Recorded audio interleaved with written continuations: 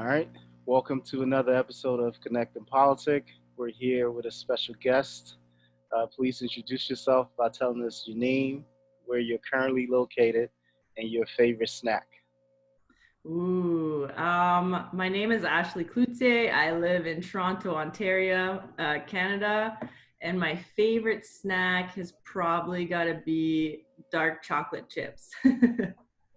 Dark chocolate chips. So those are. It's not like potato chips or anything. It's actually chocolate. Yeah, like That's the chips.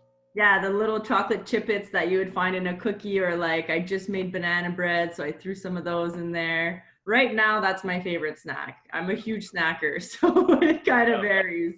Okay. What was your favorite snack prior to the chocolate chips?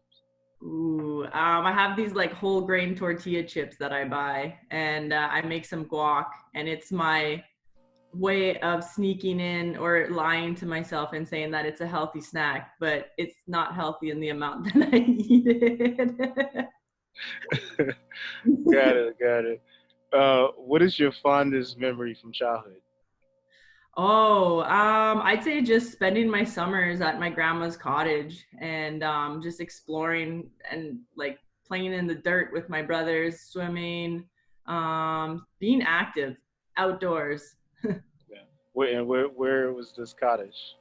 It's located about an hour away from Ottawa. So it's just in the middle of nowhere. It's perfect. Nice, nice. And how do you think that childhood helped groom you into the person you are today?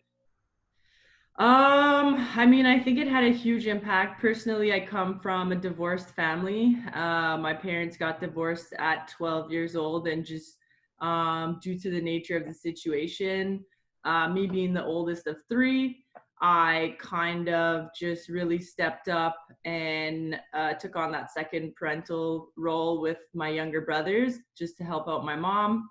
And so I've I think I've gotten this far in life and I've excelled in the areas that I've tried to pursue because I had to grow up at a younger age, and so I've always been very mature. I tend to want to take on responsibility, which I have found, especially lately. I'd say people in my generation don't necessarily want to take on responsibility. They take it on because it's a must, not a want.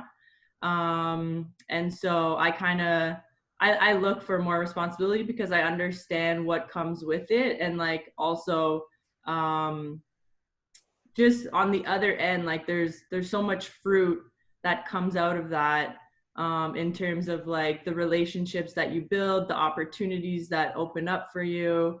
And so yeah, my childhood has played like a great impact, like definitely shaped my adulthood. Yeah. Uh, so, quick question: did you grow up with your dad even after your parents were divorced? No. Okay. We he tried to be in my life, but it just we never got along. Like I personally never had a really good relationship with him. And so I'd say actually um we maybe spoke in and out for up until I was thinking about this the other day actually. I think the last time I spoke to him was either in 2012 or 2013. Um, so yeah. Okay. So, what would you say are the most important lessons you learned from your mom? Oh wow. Never give up. Um, if you really believe in something, you have to go after it with everything you have. Um, and just love with kindness and just appreciate people for where they're at because we're all on our own personal journey. Those are good. What's something in life that you're not willing to live without? Mm, I'd say probably it's people. It's the people that I value most. Like my relationships are what's dearest to me. And just friendships, family, or relationships. Well, definitely family. But I think family is it depends, like it could be your chosen or your blood family, right? Yeah. So for example, like Yoli, I consider her family. We're sisters, right? But we're not related by blood, but we're gonna be in each other's lives for the rest of time. But then I also have like my own personal coaches and mentors, and they've had such a large influence on my life that um, like those are some of the relationships that I hold even above some of my family members, like I would say like my aunts and uncles and stuff like that, where you just really see during the holidays, right? Yeah. What are some of your favorite things to do for self care? Ooh, I just started practicing mindfulness.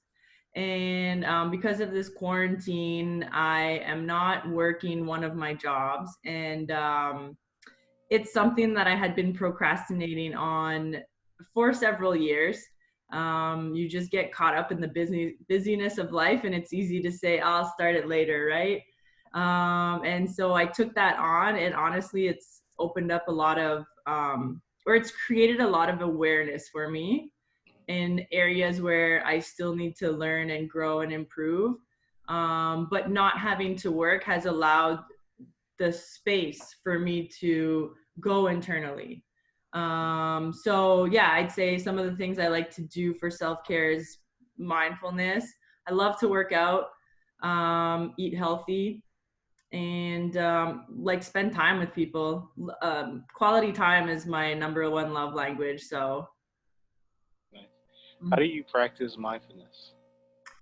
So for example, I'm still very new, and let's say for example, like normally when you would go out for a walk, I'd say most people have their headphones on and they're listening to music or they're listening to a podcast.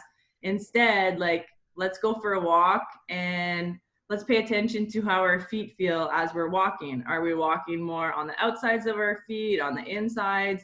What does our shoes feel like? What about your legs while you're walking? Like, is there any type of pain? Do you feel the wind on your face? Do you feel the breath out of your nose coming onto your face? And so just really it's about learning how to be present in the moment, which is something I struggle very, very much with. And so it's I don't know, I'm really liking it right now. Nice. What motivates or excites you? Oh wow. I think I have a pretty large vision for my life, and my purpose is to emancipate individuals from their limiting beliefs, or I believe that we all suffer from some type of form of mental slavery in this day and age, and so my purpose is to rid you of those beliefs and to help guide you towards your vision. I think everybody has a purpose on this earth, and so um, just meeting people, learning about them, and like just encouraging them and like pushing them to be better. Yeah, like that really excites me. I love teaching people. I'm pretty um, tight with my budget and my finances, and so like I love teaching people about budgeting and fitness and health. I think, but I mean, if you don't have your health, you don't really have anything, right? Yeah. Yeah. So, I mean, this kind of ties in, but what do you do in your professional life, and how did you get to where you are? Well, it's interesting the time that we're in currently, just because I was working in a corporate type setting office. I just started this job about 8 months ago in the sales department.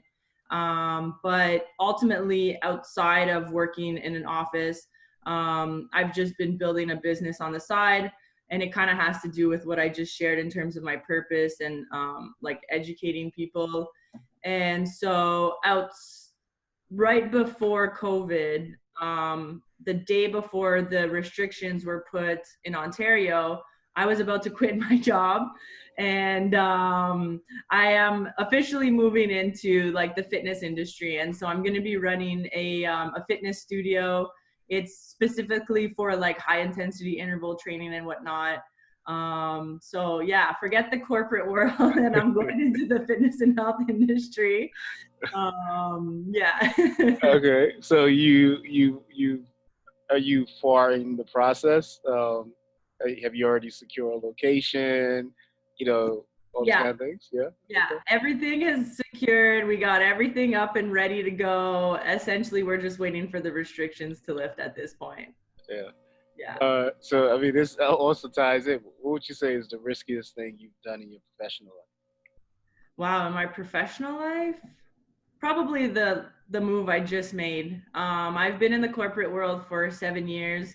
Just I never intended to be in the corporate world, but after graduating, they're just the like I had just spent $50,000 on a degree, and I studied kinesiology with the intent of becoming a high school teacher. However, I quickly realized while I was in university that I don't agree with what we're teaching kids nowadays for the most part. And so I decided not to pursue that. But having graduated with $50,000 worth of debt, I had to get a job. And with kinesiology at the time, the jobs were only paying about $14, $15 an hour. And because I can speak French, I was able to get a job in a corporate type setting, which obviously paid a little bit more. And I just kind of got stuck in there for the last few years. And it was in February of this year, I was sitting in my cubicle and I was literally like, this is not my life. And I just made a decision. And like, even right now, like for me to still have continued, and because I could be working from home right now and still making a full-time salary, but um for me, I'm at the point where I just feel like my soul is being eaten alive, and it's not it's yeah, it's just it's not a fit for me. It's Yeah. not that it's a bad environment or anything like that. It's just the culture and the values with which that type of environment is run with, they don't align with mine, and so I had to just remove myself. Yeah. No, that's good. What's one thing you would love to learn but you haven't gotten to yet? I have always wanted to learn how to play the guitar. Nice. Yeah. So now that you're home during COVID, do you have a guitar? I don't. I've Okay. considered getting one, but there was a lot of other things at the time. Just with the moves that I'm making right now, I need to Yeah. prioritize. No, that makes sense. Mhm. Um, what's something you've learned recently that changed your perspective on a subject? It could be a product or an idea. And recently could be, anywhere between, I don't know, a week or 12 months. Oh wow. Well, I was kind of just sharing this morning on another call that I was with. Um, it's just, I think in North America, we're so caught up with being busy and trying to um, fit a certain social status. And especially with social media nowadays, it's constant comparison. And I think for a long time I was trying to appear a certain way, and ultimately it wasn't bringing me any joy or any happiness. Um, and so having not having to work, I've realized that life is really really about the simple things. Like, it's not about the material things. One of the biggest things right now is I just want to hug my mom. I just want to hug my friends. I can't. And so really it's like you have to ask yourself every day when you wake up, like, what are you chasing after? And if the answer is money, if the reason you're doing something is only money, I think there's more to life than that. And you just have to find what it is for you. It's not easy per se. But for me, I'm just really like realizing at this time that what really matters to me, and what I've been missing out on these last few years of my life. Yeah. Do you think when the quarantine ends, you will go back or revert back to your old habits. Whatever you said, you were portraying a certain life that's not really you. Um, but the you know being in quarantine and having time to reflect have obviously allow you to focus on the things that really matter. Um, but so, how do you think you handle that when things open up? I'm so excited. I mean, like I'm ready to go. I'm currently it's been different because normally I wake up and I'd be up at 5 and then I'd go to my first job for about 2 hours, which was in the fitness industry. I would run a few group classes and then I'd go to my full-time job and then sometimes I'd go back to running some group classes after that. And so it's just go, go, go, right? Yeah, And now it's cool because my routine is I wake up around 6, I go for a walk, I listen to something positive in the morning, and then I come in, I do my meditation, I do my workout, and I then make my breakfast, and all of that is done by like 9 a.m., right? yeah, And that is going to be possible for me coming out of COVID, which I'm so excited about. yeah. So I do think that well, to answer your question, I don't think I'm going to go back to my bad habits after quarantine is done. Okay. Well, what's the best advice? Actually, let's backtrack. If you can give advice to your younger self, what would it be? Mm. Have more confidence and believe in myself. Okay. Yeah. So, what's the best advice you've received? Mm. Probably have more confidence and believe in myself. Yeah. So you received that advice and it stuck with you. Did you Yeah. receive this recently or a while ago? I think it's like over time of just meeting people who have influenced me. I just have always struggled with having confidence in myself, even though I do have a skill set to offer. I do have value to add. But I just never really thought that I always thought people were better than me and had more to offer than me, but I don't see it that way anymore. I don't think anybody is better than anybody. I think we're all at different parts of our journey, and like yeah, just nobody is better than anybody. It doesn't matter if you make $3 million a year or $300 a week. Like we all have value to add, and like how you're running this because you want to like 10 years from now maybe impact somebody's life. I truly believe that it only takes one person to change your life, and so if I can be that person just by believing in myself a little bit more and that helps somebody else, like how cool is that? Yeah, no, I agree. Uh, what has been the toughest thing you've had to tackle, and what helped you get through it? mm, Probably I'd say it's probably been either my weight loss journey or I've had two really close friends go through eating disorders. And well, one of them was an eating disorder, and then one of them just, um, like, when we talk about believing in ourselves, like, she just has no confidence in herself and is bipolar. And I've had to live with both of them, so that was just really eye opening to me because I grew up in a home where um headaches didn't exist. Like if you had a headache, it was just all in your head, like no pun intended, but that's what I was told. And so mental health is something I didn't understand until I left my home and moved to Toronto and then had those experiences with my friends. And I'm a very caring person. And so having, like, I literally took on the responsibility of taking care of them, even though it wasn't mine. It's just in my nature. Yeah.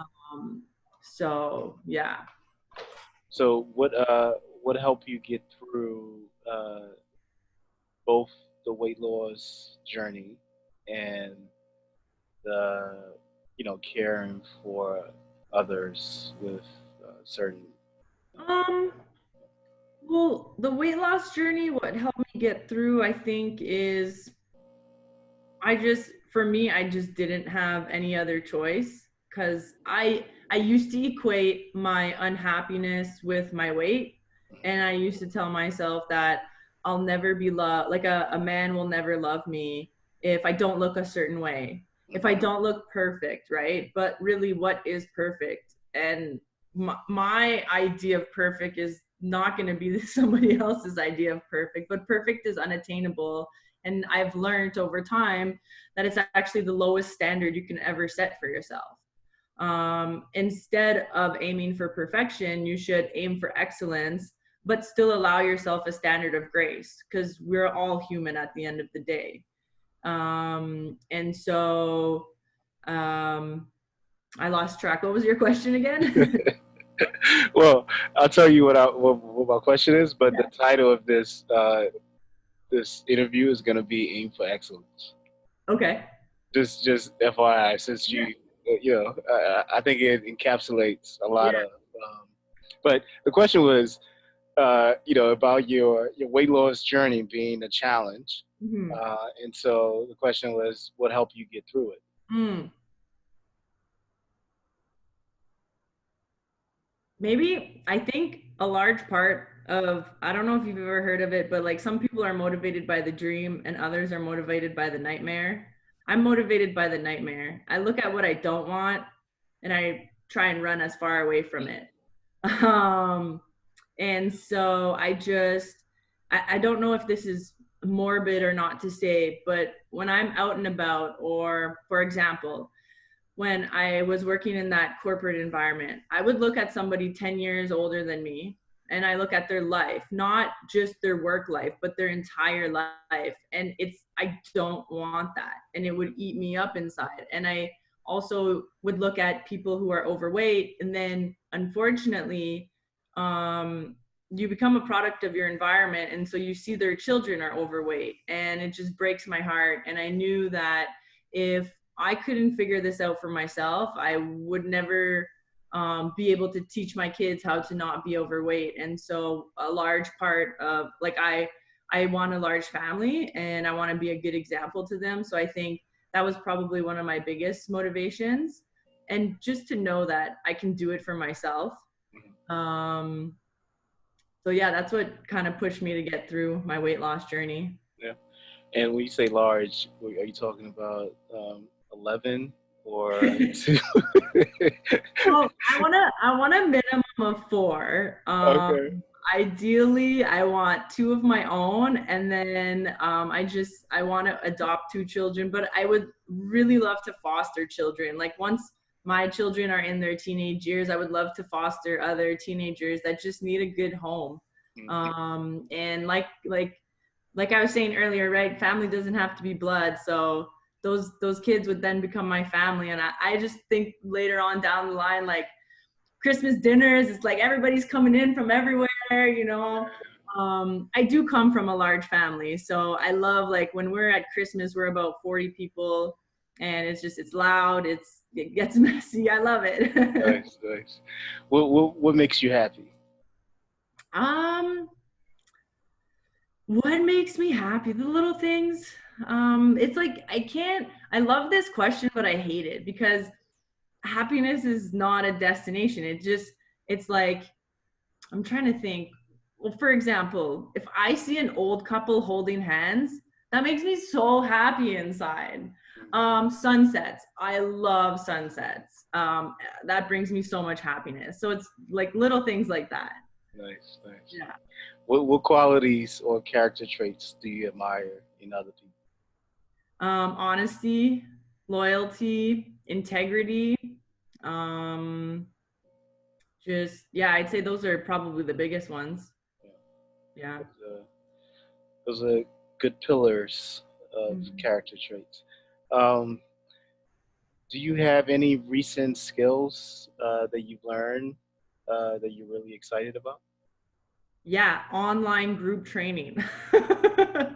You mean fitness workouts? Yes, fitness workouts. It is not Nice. something I ever thought I would do, but I'm actually really enjoying it. And it's interesting because I didn't do much of online prior to COVID, but um, one of the things I love about group training is you can feel the energy in the room and you could look beside you. And I'm a competitive person. And it's just like back to like, well, that person's no better than me, but why are they still doing push ups and I'm not? Right. And so, like, and through the screen, you can feel like the energy is palpable. Yeah. There's something about it. And so it's a new skill I've developed and I'm really enjoying it. Nice, nice, nice. And this is part of your, entry into your gym. Yes. Yeah. Okay, nice. Yeah. Um, all right, time for a fun question. All right. If you won the lottery tomorrow, what would Mm-hmm. you do? Actually, so I had just had a conversation with my cousin yesterday. She suffers from chronic migraines, and she was telling me that there's a medication she could take, but she can't afford because it's $650 a month. And so that would be like first thing I would pay that for her. And I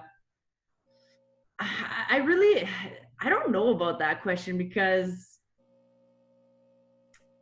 I don't know, probably like buy a house, but I don't know. I really don't know because I don't think about it because I don't buy lottery tickets. I'm gonna create my own lottery. I think I have a better chance of creating my own lottery than ever winning the actual lottery. Right, right. Yeah. No, that's good. So when you do create your own lottery, Hmm. uh, what will you do with the winnings of that lottery? Well, they're gonna be ongoing. So I haven't had a lot of opportunities to travel yet. So one thing I want to do, I don't have a specific place in the world I want to go. I've always dreamt of just going to the airport and like looking up at the board and being like, let's go there. So I would definitely travel, and just, I don't know, find ways to create impact and add to different communities and like bring communities more together. I think it's lost in some ways. Yeah, that's good. When I say forgiveness, what comes to mind? Um, just, yeah, like forgiveness of people. I just think of being forgiving. Good. Um, are you currently a parent?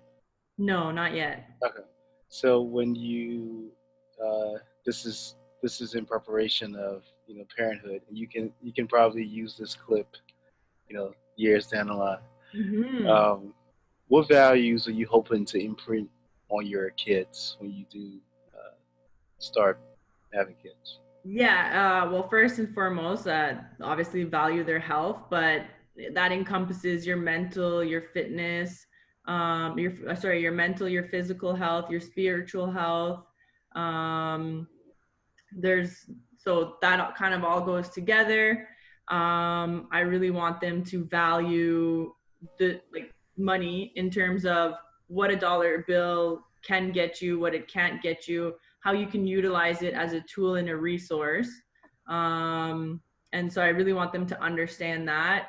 I want them to understand the importance of family, and ultimately, like, love is a core value of mine. I think it's just important to treat everybody with love and kindness. Or is there anyone that you would like to thank or express your appreciation for that you haven't had the chance to yet? Probably my grandfather. He was the greatest male influence on my life. He is no longer with us, but yeah, he's the only example I ever really had in my life where it's shown me how a man should treat a woman. And yeah, I really value him for teaching me that at such a young age, just by being himself. It was very impactful. Yeah, nice. For our final question, how do you define success? Mm.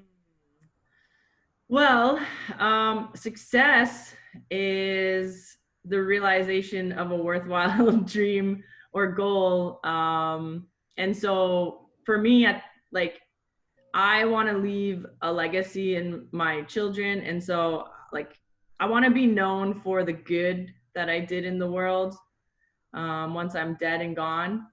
And to me, that would be living like a successful life. Nice. It's a perfect way to end.